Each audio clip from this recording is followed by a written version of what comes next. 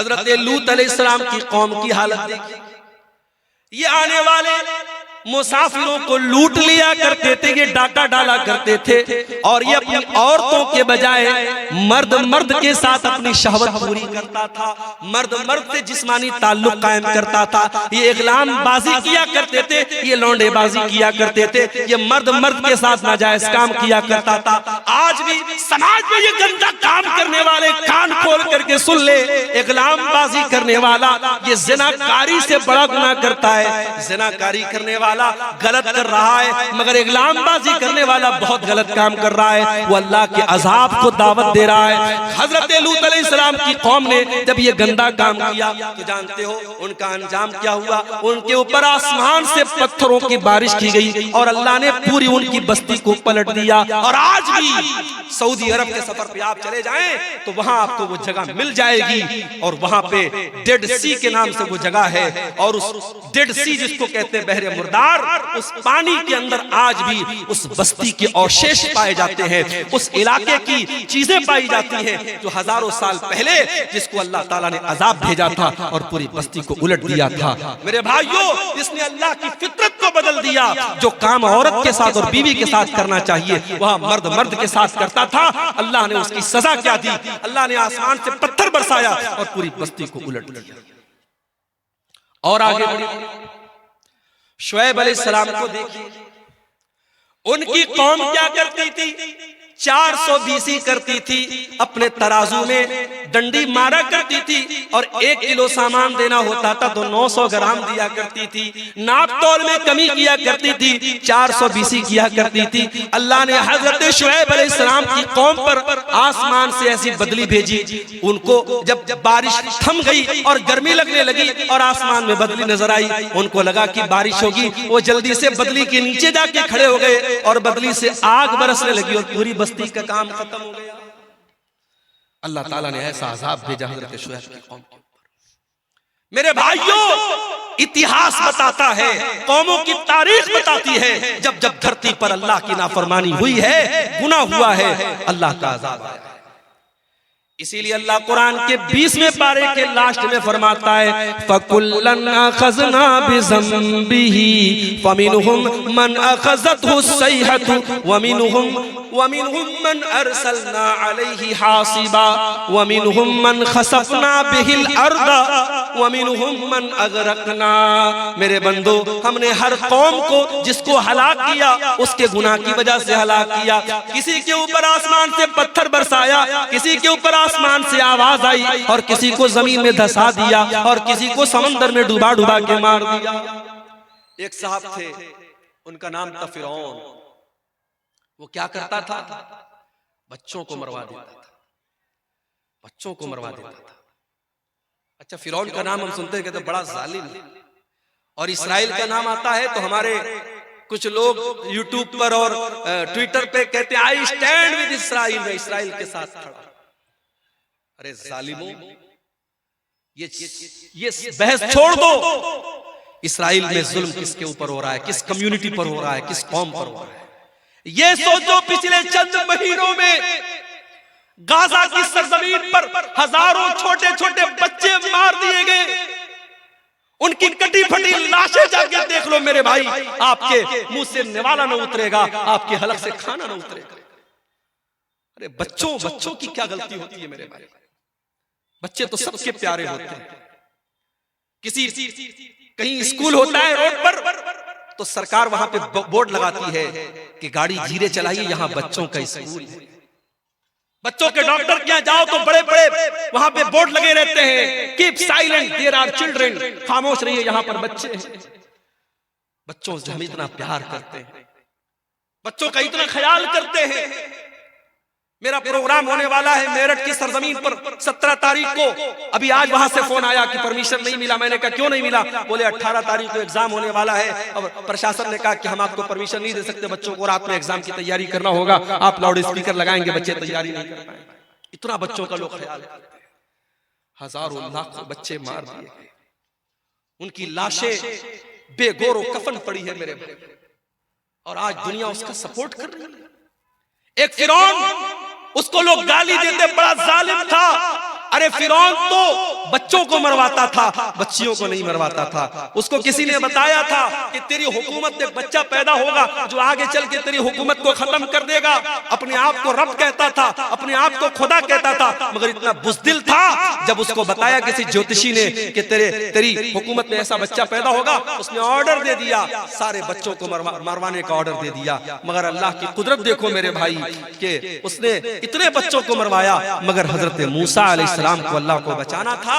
अल्लाह ने कैसे बचाया, लंबा वाकया है, मैं आपको उधर नहीं लेके नहीं जाना चाहता हूँ। किस तरीके से फिरौन के महल में और फिरौन के पैसे से हजरत मूसा की परवरिश होती है। और यही फिरौन जब मूसा अलैहिस्सलाम उससे आके कहते हैं कि ऐ फिरौन, मैं अल्लाह का रसूल हूँ, मैं रब्बुल आलमीन का रसूल हूँ, तो फिरौन अल्लाह का मजाक उड़ाता है, कहता है वमा रब्बुल आलमीन, ऐ मूसा कौन रब्बुल आलमीन, मैं सबका रब हूँ, मैं जिलाता हूँ, मैं मारता हूँ, वहाज़िहिल अन्हारु तजरी मिन तहती, ऐ मूसा मैं मिस्र का बादशाह हूँ और ये बड़ी बड़ी नदियाँ मेरे महल के पास से गुजरती हैं, मैं इन नहरों का मालिक हूँ, मैं इन नदियों का मालिक हूँ। ऐ मूसा तू तो ढंग से बोल भी नहीं सकता है, तू क्या मेरा मुकाबला करेगा।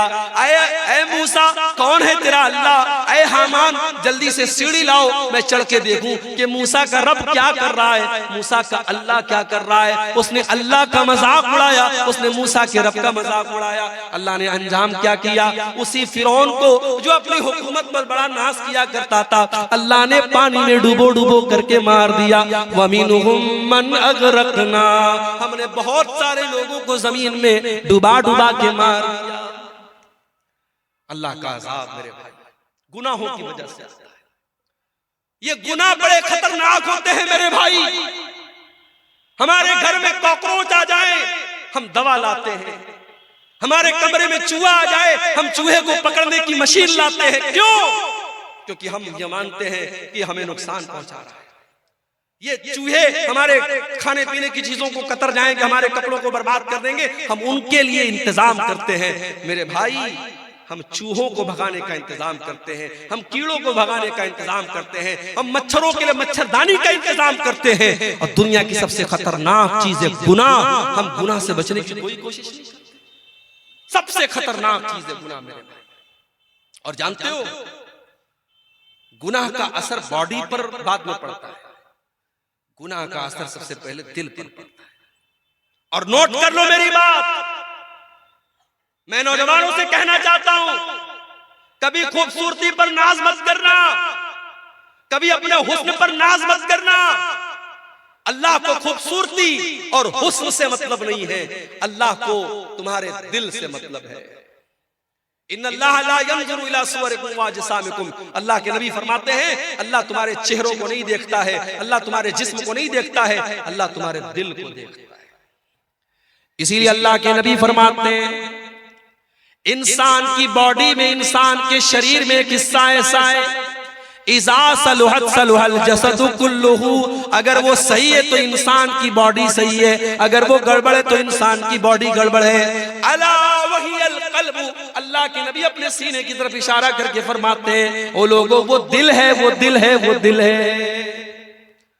दिल का दुरुस्त होना बड़ा जरूरी है। कयामत के दिन अल्लाह ये नहीं पूछेगा तुम फेयर एंड लवली लगाते थे कि नहीं लगाते थे, फेयर एंड हैंडसम लगाते थे कि नहीं लगाते थे, तुम फेस वॉश से अपना मुंह धुलते थे कि नहीं धुलते थे, मेरी बहनों तुम कितनी देर मेकअप करती थी आईने के सामने खड़े होकर के, अल्लाह ये नहीं पूछेगा। अल्लाह क्या तो दिल देखा जाए।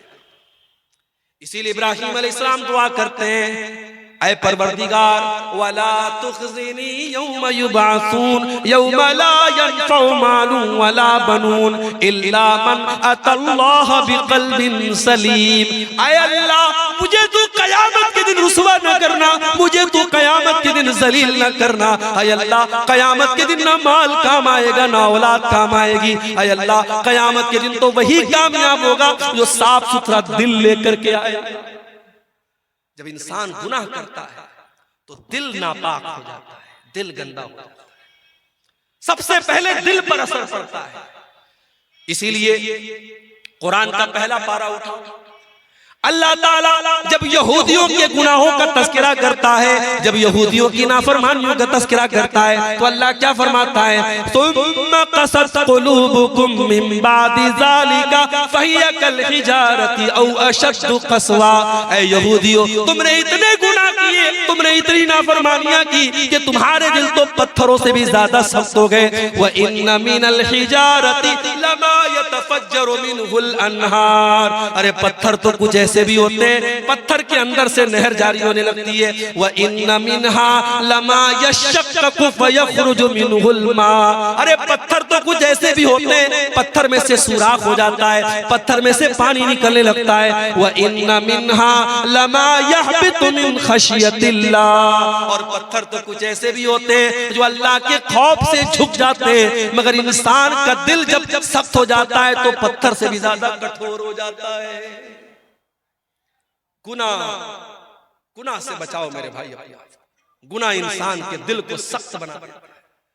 और याद रखो, जब गुनाह करते करते इंसान का दिल सख्त हो जाता है, फिर अब्दुल गफ्फार साहब 1.5 घंटे तकरीर करें, मौलाना जर्जी साहब 2 घंटे तकरीर कर ले, मौलाना मेराज रब्बानी साहब 3 घंटे तकरीर कर ले, कोई दुनिया का बड़ा से बड़ा आलिम आ जाए और तकरीरें करता रहे, दिल की दुनिया नहीं बदलती है, क्योंकि दिल काला हो चुका है।